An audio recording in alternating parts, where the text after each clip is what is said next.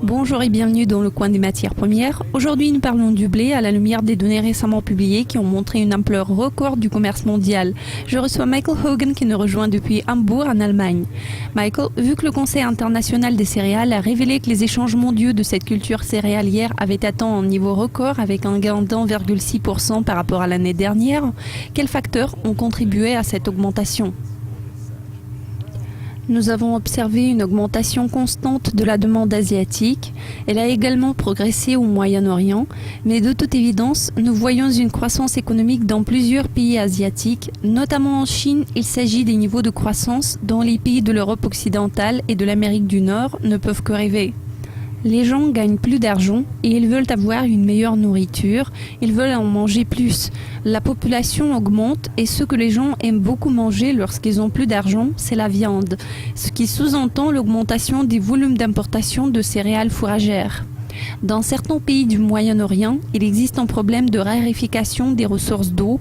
Au fur et à mesure que la population devient plus importante, il devient impossible de produire de l'eau sans aucune source. Certains pays, en particulier l'Arabie Saoudite, ont décidé de réduire la culture locale de céréales pour importer plus. Cette tendance devrait se renforcer à court terme.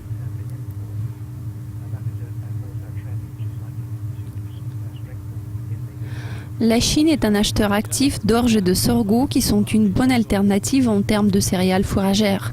À votre avis, est-ce que ça peut engendrer une transformation du marché des céréales ? Vous savez, cette question devient de plus en plus populaire de nos jours. La Chine a acheté beaucoup de sorgho ces derniers temps. C'est surtout intéressant pour les agriculteurs américains car ça se cultive assez rapidement. Nos estimations indiquent que les agriculteurs américains peuvent planter environ 8 millions d'hectares de sorgho ce printemps, ce qui représente 1 million d'hectares de plus que l'an dernier. Le sorgho n'est pas très populaire, mais il représente de grands avantages. Cette culture n'est pas chère à produire et il n'y a aucun risque concernant les OGM, ce qui est crucial pour de nombreux importateurs asiatiques.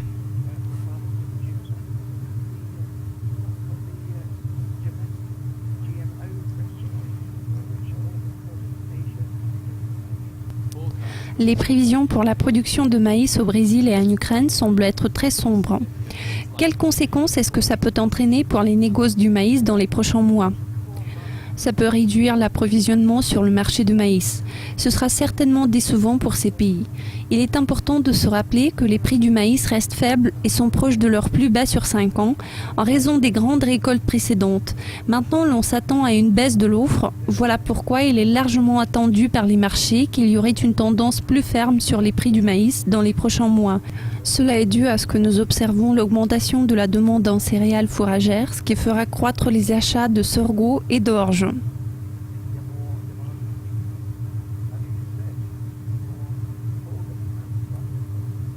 Enfin, quels conseils donneriez-vous aux négoces de céréales pour l'avenir ?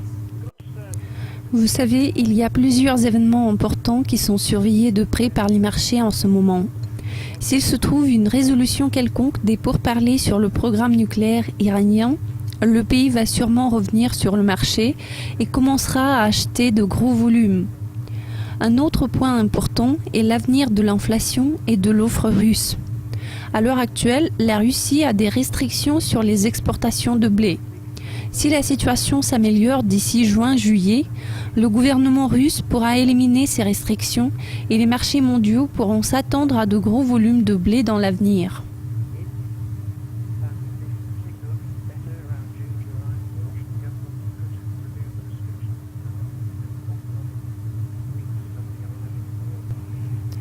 Michael, je vous remercie de vos commentaires. C'est tout pour aujourd'hui, mais nous vous présenterons très bientôt une nouvelle édition du Coin des matières premières. À plus!